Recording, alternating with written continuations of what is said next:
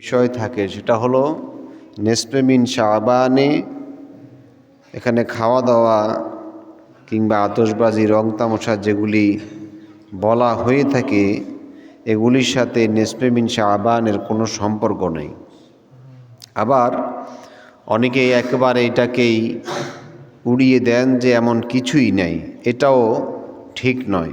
কারণ হচ্ছে আল্লাহ সুবহানাহু ওয়া তাআলার নবী মুহাম্মদুর রাসূলুল্লাহ সাল্লাল্লাহু আলাইহি সাল্লাম থেকে হাদিস দিয়ে প্রমাণিত যে নিসফে মিন শাবানে ইবাদতের কথা এসেছে এবং সেটি নফল ইবাদত, এটা ফরজ না, ওয়াজিবও না। তো যারা এটাকে একেবারে অস্বীকার করছে, কিছু নাই বলে বন্ধ করে দিচ্ছে, আমরা তাদের সাথেও একমত নই। আর যারা এটাকে আতশবাজি বিশাল আয়োজনের মধ্য দিয়ে তারপরে বিভিন্ন সাজসজ্জা করে মসজিদ, কবরস্থান, তথাকথিত মাজারকে সাজিয়ে এটাকে রঙ্গমঞ্চের স্টাইলে করে, আমরা তাদের সাথেও একমত নয়। আমরা সেটাই করব মুহাম্মদুর রাসূলুল্লাহ সাল্লাল্লাহু আলাইহি সাল্লাম যা করেছেন, সাহাবায়ে কেরাম যা করেছেন, আমরা তাই করব। রাসূল রোজা রেখেছেন দিনে আর রাতে ইবাদত করেছেন অন্যান্য দিনের মতো, কিন্তু ওই দিন ওই রাতে আরও বেশি করে করেছেন। রাসূল বলেছেন সুমু ইয়াউমাহা ওয়া কুমু লাইলাহা, রাত্রে নামাজ পড়ো ওই রাতে বেশি করে, আর দিনে রোজা রাখো। কারণ ফাইন্নাহা লাইলাতুম মুবারাকাতুন, এই রাতটা হচ্ছে একটা বরকতময় কল্যাণময় একটা রাত। তো রাত এটা কল্যাণময় ঠিক আছে, বরকতময় ঠিক আছে। তো সিয়ামের বেলায় একটা সিয়াম না, এখানে একাধিক অন্য হাদিস দিয়ে প্রমাণিত যে একটা সিয়াম ইহুদিরাও রাখে। তা আমাদেরকে তার আগে বা পরে একটা যোগ করতে হবে অথবা দুইটা যোগ করতে হবে। আল্লাহ যেন তৌফিক দেন, এবং আমাদেরটা যেন ফিতনা না হয়ে, বিরোধপূর্ণ না হয়ে সেই রকম হয় যেই রকম সুন্নত অনুযায়ী হয়। তো শবে বরাত প্রয়োজন কিনা, নিসফে মিন শাবান ইবাদত করার দরকার আছে কিনা আমরা সবাই বুঝি। কথা কন, দরকার আছে? যারা বলে শবে বরাতের দরকার নাই, এটা কোরআনে নাই, হাদিসে নাই, ইসলামে নাই, এরা একটা জঘন্য লোক। এটা জঘন্য কেন বলি? এটা তো সুন্নত বা নফল বলেছি। এই রাতে বেশি করে একটু ইবাদত করা, ইস্তেগফার করা, রোজা রাখা, এটা নফল বলেছি অন্য দিনের মতোই। কিন্তু এই রাতের ব্যাপারে হাদিস এসেছে রাসূল একটু বেশি করেছেন, এই জন্য আমরাও বেশি করতে চাই। কিন্তু যারা অস্বীকার করে, কেন তারা অস্বীকার করে? এই রাতে কি চুরি করি আমরা? এই রাতে কি আমরা ডাকাতি করি, পাপের কোনো কাজ করি? তো তাহলে বাধা দেওয়ার কারণটা কি? আমরা যারা আমাদের যে বর্তমান সামাজিক অবস্থা, বর্তমান আমাদের যেই বিরাজমান অবস্থা, আমাদের ভিতরে ইসলামটা, কোরআনটা, হাদিসটা আমরা পড়ে বুঝে কেউ কিন্তু এই রাস্তায় বা এই পর্যন্ত আসি নেই। আমাদের বেশিরভাগ লোক, খুব কম সংখ্যক আছে যারা কিছু পড়ে শুনে শিখেছেন, আর আমরা সবাই কিন্তু শুনে শুনে শিখেছি। তো শোনার জায়গাগুলি কোথায়? আমরা জুমার খুতবায় শুনেছি, আমরা ছোটোখাটো ওয়াজ মাহফিল যেখানে হয় সেখান থেকে শুনেছি, আমরা মসজিদে বিভিন্ন তালিমে বসে শুনেছি, এর মধ্য দিয়েই তো আমরা ইসলাম শিখছি। তো ওই রাতে আমরা এরকমই মজলিস করি, সেখানে আমরা তালিম করি, সেখানে আমরা নসিহত করি, কোরআন হাদিস ভিত্তিক চরিত্র গঠন, সমাজ গঠন নিয়ে কথা বলি। এইটাতে বাধা দিতে হবে কেন? শবে বরাতের নামে এটা কি আমরা খারাপ করি? যারা এটাকে বাধা দেয় তাদের চেহারাটাও কিন্তু আমরা এখন চিনি। আমরা আরও জানি যে প্রযুক্তির মাধ্যমে এখন খুব সহজে আপনি অনেক কিছু জানতে পারবেন, খুব সহজে। কবি নজরুলের একটা কবিতা আছে, কবিতাটার নাম হলো সংকল্প। আপনারা অনেকে পড়ছেন, থাকবো না কেউ বদ্ধ করে দেখবো এবার জগৎটাকে। এটা তো এখন থেকে প্রায় 70 বছরের বেশি হবে, 70 বছর আগের লেখা কবিতা। তো 70 থেকে 75 বছর আগে নজরুল এই কবিতা লিখছে। ওর ভেতরে একটা লাইন আছে এরকম যে পৃথিবীটাকে দেখব আমি আপন হাতের মুঠোয় পড়ে, অর্থাৎ গোটা পৃথিবীটা আমার হাতের মুঠে নিয়ে আমি দেখব। তো নিশ্চয় যারা এই কবিতা তখন পড়ছে বা আমরা ছোটোবেলায় যখন পড়েছি, ভাবছি হয়তো তিনি ঘুমের ঘোরে আবেগে এইসব কথা লিখেছেন। কিন্তু সুবহানাল্লাহ, কি জ্ঞান, কি বুদ্ধি, কি মেধা আল্লাহ তাআলা তার লেখার মধ্যে দিয়েছেন। সত্যিই পৃথিবী আজ মানুষের কোথায়? হাতের মুঠায়, গোটা পৃথিবী হাতের মুঠায়। নজরুল নাই, তার লেখা আর আজকের বর্তমান মিলে গেছে। আল্লাহ তার কবরকে জান্নাতুল ফেরদাউসের বাগান বানায় দিল। তো এই পৃথিবীর এই কল্যাণে আমরা ভালো কাজে ব্যবহার করলে অনেক কিছুই জানতে পারি। কি নাই মানুষের হাতের মধ্যে? এখন সব আছে। একটা জিনিস সবচাইতে বড় মানুষের হাতে অবহেলিত, সেটা হচ্ছে কোরআন। সেটা কি? কোরআন। এটা কেন অবহেলিত বলেছি? কারণেই এই প্রযুক্তিটা আমাদেরকে এত সহজ করে দিচ্ছে। আপনি বাংলা অনুবাদ করা কোন লেখকের লেখা কোরআন শরীফ পড়বেন, মাত্র কয়েক পয়সা খরচ হবে, হয়তো কয়েক 2 টাকা 4 টাকা যাইতে পারে, কিন্তু কয়েক লক্ষ টাকার বই পেয়ে যাবেন না 10-20 টাকা খরচ করলে। কয়েক লক্ষ টাকার বই। তারপরে আপনি কোন লাইব্রেরির বই পড়বেন, কোন লেখকের বই পড়বেন, কোন মুফাসসিরের তাফসির পড়বেন, বাংলায় পড়বেন, আরবিতে পড়বেন, ইংরেজিতে পড়বেন, অন্য কোনো ভাষায় পড়বেন, সবটাই পাচ্ছেন। কিন্তু আমরা সেই কাজে ব্যবহার করি না। এবং এই যুগে এসেও আজও কোরআনটাকে আমরা পড়ে দেখার সুযোগ আমাদের হয় নাই। দুর্ভাগ্য। আমাদের বাড়িতে দলিল আছে না, কাগজ, বাড়ির জায়গা জমির কি আছে? দলিল আছে। তো আপনি জায়গার মালিক, এটা বোঝা যাবে কিভাবে?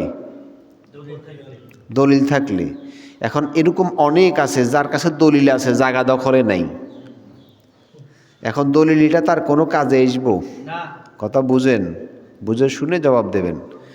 তার কাছে দলিল আছে, আমি বৈধ দলিল, কিন্তু জায়গাটা তার দখলে নাই। এই দলিল দিয়ে তার উপকার হবে?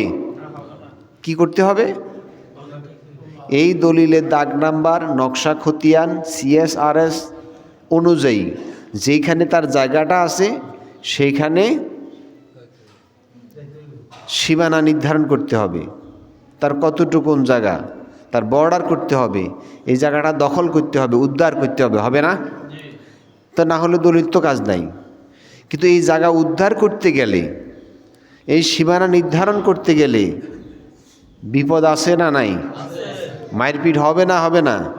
মামলা হবে কি হবে না? সংঘর্ষ হবে কি না?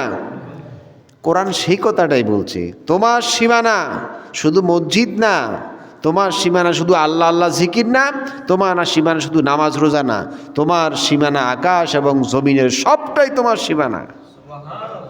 আমরা এটা দিয়ে নামাজটা বুঝে নিছি, নামাজ কেমনি পড়তে হবে এটা বুঝে পেয়েছি। আমরা কোরআন দিয়া রোজা কেমনে রাখতে হবে এটা বুঝে পেয়েছি। কিন্তু কোরআন দিয়া কোর্ট কেমনে চলে, মানুষের বিচার কেমনে হয়, এটা আমরা বুঝে নিতে পারি নাই। এই কোরআন দিয়ে, কোরআন নামক দলিল দিয়ে ব্যবসা কেমনে করতে হয় এটা আমরা বুঝিনি, বুঝে নিতে পারি নাই। অর্থাৎ আমাদের সীমানা সেখানে বসাইতে পারি নাই। ওই আয়াতগুলো কিন্তু আমরা তেলাওয়াত করে যাচ্ছি। এইভাবে একটা একটা করে মানুষের সামাজিক, অর্থনৈতিক, রাজনৈতিক জীবনের প্রতিটি ক্ষেত্রে চিন্তা করে দেখুন, কোরআন এমন কোনো কথা নাই, বিষয় নাই যা আল্লাহ বলেন নাই। সব জায়গায় সব বিষয়ে কে কথা বলেছেন? আল্লাহ তাআলা। মা ফররাতনা ফিল কিতাব, কোনো কিছুই বাদ দেন নাই, সব বলেছেন। তো এই হচ্ছে কোরআন নাজিলের মাস। আর এই কোরআন এখন আমরা বোঝার চেষ্টা করব। তো সেই জন্যই আমাদের এই অনুষ্ঠানগুলি, এই প্রযুক্তিগুলি, এই প্রোগ্রামগুলি, এই দিবসগুলি আমরা ব্যবহার করে থাকি এবং আমাদের সময়গুলো আমরা কোরআন শিখার মধ্য দিয়ে বুঝার মধ্য দিয়ে অতিবাহিত করি। তো সুতরাং যারা এই দিবসে এই সময়ে কোরআন শোনাকে বিরোধিতা মনে করেন, কোরআন শোনাকে অবৈধ ঘোষণা করেন, তারা কি কোরআনের শত্রু না বন্ধু? তাদের ব্যাপারে চিন্তা হয়, আমাদের দেশে কত ডাকাতি হয়, চুরি হয়, সন্ত্রাসী হয়, অন্যায় হয়, অপরাধ হয়, হয় না? এই সবের বিরুদ্ধে ফতুয়া নেই। ফতুয়া হলো জোরে আমিন বলা যাবে না, কেউ বলছে আস্তে আমিন বলা যাবে না। ফতুয়া হইল হাত বুকের উপরে বাঁধতে হবে। ফতুয়া দেওয়া হলো সব বরাত নামে কিছুই নাই। তারপরে এইভাবে বিভিন্ন ফতুয়াগুলি দেয়। আমি আগেই বলেছি এই সব বিষয়গুলি হচ্ছে সুন্নত এবং নফল। তো সুন্নত এবং নফল নিয়ে যাদের এত যন্ত্রণা, এত মায়া, তাদের ফরজ আর ওয়াজিব কোথায়? জাকাত ফরজ না নফল? কিন্তু হাজার হাজার মানুষ আছে জাকাতের হিসাব করে না, ফরজ লঙ্ঘন করে চলেছে। কই ফতুয়া তো দিল না, দিছে?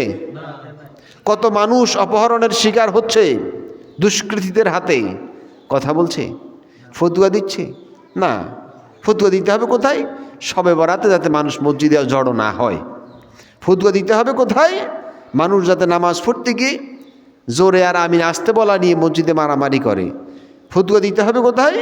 হাত বুকের উপরে না নাভির উপরে, এইটা নিয়ে। তো এই সমস্ত ফতুয়া যারা দেয়, আমি আমার ভাষায় বলি এরা হচ্ছে শয়তানের বাস্তব রূপ। শয়তান কয় রকম? মনে হয় জানেন না আপনারা, নতুন শুনতেছেন। শয়তান কয় রকম? মিনাল জিন্নাতি ওয়ান নাস। আরে মিয়া, তুমি তো ফরজ নিয়ে লড়াই করা আগে, তারপরে ওয়াজিব, এরপরে সুন্নত, তারপরে আসবে নফল। তুমি আগেই তো নফল নিয়ে লড়াই শুরু করে দিলা। বোঝার জন্য কথাগুলি বলছি। আরও একটা কথা বলি, জুমার নামাজে সুন্নত পড়ি, আগেও পড়ি পরেও পড়ি, দুটো দিয়ে হাদিস আছে। কিন্তু এখন ফতুয়া দেওয়া হচ্ছে যে জুমার নামাজের পরে কোনো সুন্নত নাই। জুমার নামাজের পরে সুন্নত নাই তো কি আছে? এটা বাড়িতে পড়লে উত্তম হবে। কথা বুঝছেন কি না? বাড়িতে পড়লে কি হবে? বিশ্বাস করুন, আমাদের গ্রাম অঞ্চলে আমরা যারা জুমার সুন্নত বাড়ি গিয়ে পড়বে, এটা পরের কথা। যে লোকটা জুমা পড়তে আসছি আমরা, কয়জন আমরা আজকে ফজর নামাজ পড়তে পারছি? জামাত বাদ দেন, পড়ছি কয়জন? কথা বুঝেন না আমার?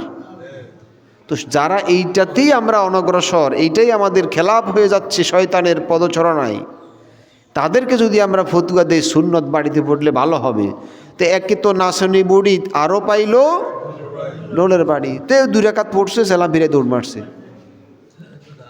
যারা এই জাতীয় ফতুয়া দেন, একটু বুদ্ধিশুদ্ধি করে দেওয়া উচিত, চিন্তা ভাবনা করে দেওয়া উচিত। একটা লোককে মসজিদমুখী করতে গেলে কত রকমে বুঝাইতে হয়, কত রকমে আনতে হয়, আর আপনি তারা সহজ ফতুয়া দিলেন বাড়িতে পড়তে পড়তে। ও তো বাড়ি পড়বো থেকে, ও তো ফরজে টিকে না। আল্লাহ আমাদের বোঝার তৌফিক দান করুন। তো নিসফে মিন শাবান সম্পর্কে খুব বেশি গুরুত্বপূর্ণ কিছু বলার প্রয়োজন মনে করি না, কারণ প্রতি বছর এটা আসে। রমজান প্রতি বছর আসে এবং যায়। তো এর থেকে আমরা কি পাই? প্রতি বছরে কি গ্রহণ করি? আমাদের কাছে কি আসে? রমজান মাস আসার আগে এই মাসে রাসূল রোজা রাখতেন বেশি করে, অন্যান্য মাসের তুলনায়। প্রতি মাসে 2 দিন 3 দিন, এই মাসে তার সংখ্যা বাড়াতেন সে সিয়ামের ব্যাপারে মুহাম্মদ সাল্লাল্লাহু আলাইহি সাল্লাম। এবং এই মাস থেকে রমজানের প্রস্তুতিটা রাসূল অগ্রসর করতেন বেশি। কারণ হলো কি? কারণ হচ্ছে আল্লাহর কাছে সবচাইতে শ্রেষ্ঠ মাস হচ্ছে কোন মাস? যারা আসতে চিন্তা করতেছেন গরমের দিন আসছে, রমজান মাস কেমনে টিকে পার করব, এর থেকে বড় নেয়ামত মানুষের জন্য আল্লাহর পক্ষ থেকে আকাশের নিচে জমিনের উপরে আর হতে পারে না। আপনারা কি চিন্তা করছেন? ফিহি লাইলাতুন খায়রুম মিন আলফি শাহর, একটা রাত 1000 মাসের সমান নয়, 1000 মাসের চাইতেও বেশি একটা রাত। এরকম যদি আপনি গত 50 বছর 30 বছরে পেয়ে থাকেন 30টা রাত 40টা রাত, হিসাব করতে পারবেন? কিন্তু দুর্ভাগ্যক্রমে এটাই সত্য, এই রাতটা আসলো আর গেল।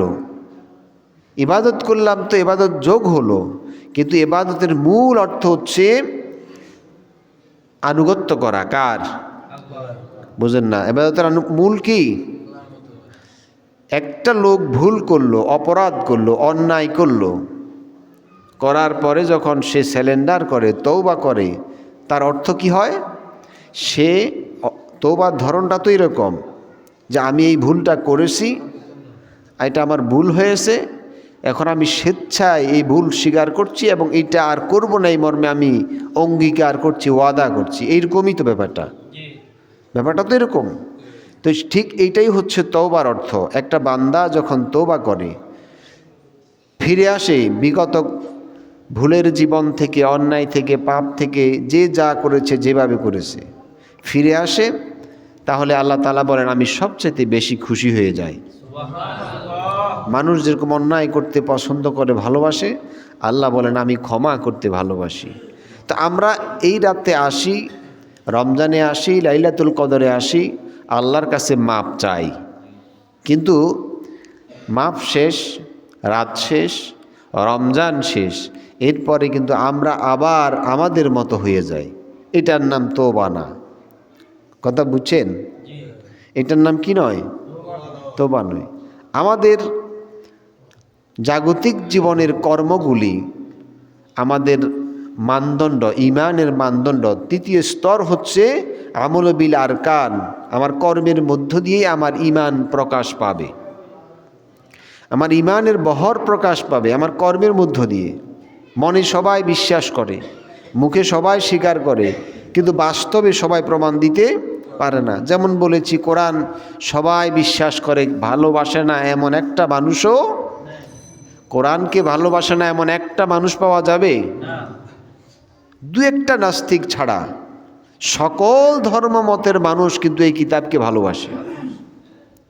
কিন্তু এই কিতাব দিয়া, দলিল দিয়ে যেমন জমিনের সীমানা চূড়ান্তভাবে বুঝে নেয় না, এই কিতাব দিয়া তার পৃথিবীর কর্মের সীমানা সে বুঝে পায় না। সে মনে করে নামাজ পড়লো, রোজা রাখলো, কয়েক টাকা জাকাত দিল, সুযোগ পেলে একটুখানি হজ করলো, কেউ বা আবার হজ করে সে নামের পাশে ডিগ্রি লাগাইয়া দিল আলহাজ অথবা হাজি সাহেব। এরপরে সে মনে করলো এই তো হয়ে গেল, কোরআন শেষ। না, এটা শেষ না। এটা হচ্ছে কয়েকটা গুরুত্বপূর্ণ ইভেন্ট, কয়েকটা গুরুত্বপূর্ণ জায়গা আপনি হাত দিলেন। সবচাইতে গুরুত্বপূর্ণ হলো ইমান। সবচাইতে গুরুত্বপূর্ণ কি? ইমান কোথায়, কখন, কিভাবে, কি কাজ করে, এটার নির্দিষ্ট নিশ্চয়তা নাই। মোমেন যেখানে তার ইমানও সেখানে, মোমেন যেখানে তার ইবাদতও সেখানে। যেখানে যা করি আমরা সবগুলি আমাদের কি? ইবাদত। আল্লাহ পাক বলছেন, ইয়া আইয়ুহাল্লাযীনা আমানু ইন্না আরদি ওয়াসিআতুন ফাইয়ায়া ফা'বুদুন। হে আমার বান্দারা, ইন্না আরদি ওয়াসিআতুন, আমার এই জমিন বিশাল বিস্তৃত, যেখানেই থাকো, ফাইয়ায়া ফা'বুদুন, আমার ইবাদত করো। কার ইবাদত? তো মসজিদে থাকলে আল্লাহর ইবাদত করব, কিন্তু যখন কোর্টে থাকি তখন কার ইবাদত করব? কথা বুঝে না। কার ইবাদত করব? ব্যবসায় থাকলে কার ইবাদত? ভোট কেন্দ্রে থাকলে কার ইবাদত? জমিনে থাকলে, কারখানায় থাকলে, ইন্ডাস্ট্রিতে থাকলে। এখন ইন্ডাস্ট্রিতে যাইয়া যদি আমি রাষ্ট্রীয় কর ফাঁকি দেই, ট্যাক্স ফাঁকি দেই, শ্রমিকের টাকা মেরে দেই, শ্রমিকরে খাটাইলাম যেইভাবে, তো তার পারিশ্রমিক দিলাম না, পার্সেন্টেজ কেটে রেখে দিলাম, মাঠে কাজ করতে গিয়ে মালিকরে ঠকাইলাম, তারপরে ব্যবসা করতে গিয়ে দুর্নীতি করলাম। দুর্নীতি আমাদের দেশে আসে না নাই?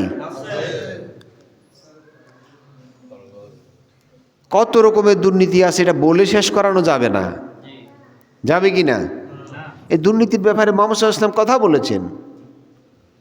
রাসূলুল্লাহ বলেছেন, মান গাসসা ফালাইসা মিন্না, যে ব্যক্তি মানুষের সাথে দুর্নীতি করে, প্রতারণা করে, মানুষকে ঠেকায়, সে আমার উম্মত নয়। নাউযুবিল্লাহ। কথাটা চিন্তা করছেন, ছোট্ট একটা লাইন, মান গাসসা ফালাইসা মিন্না। রাসূল বলেছেন যে দুর্নীতি করে সে আমার উম্মত নয়। তা আপনি নামাজ পড়ে, হজ করে, তারপরে কোরবানি করে কি করবেন? যে রাসূল বলছে সে আমার উম্মতে না, কিন্তু আপনি রাসূলের উম্মত, এটা ব্যবসায় প্রমাণ দিতে পারেন নাই। কি ভয়ঙ্কর, কি আজীব বিষয়গুলো! এই রকম চরিত্রের মুসলমান যারা, তাদের প্রতি শবে বরাতের বার্তা হচ্ছে, আসুন বিগত জীবনটাকে বদলে ফেলুন, ছেড়ে দিন অন্যায়ের জগৎটা, ফিরে আসুন আল্লাহর কাতারে, তার রাসূলের কাতারে। আল্লাহ যেন তৌফিক দান করেন। তো নিসফে মিন শাবান কি বারে? রোববার বলতে আগামী দিন হলো শনিবার, তারপরে তো আজকে হইল তাহলে 13 তারিখ।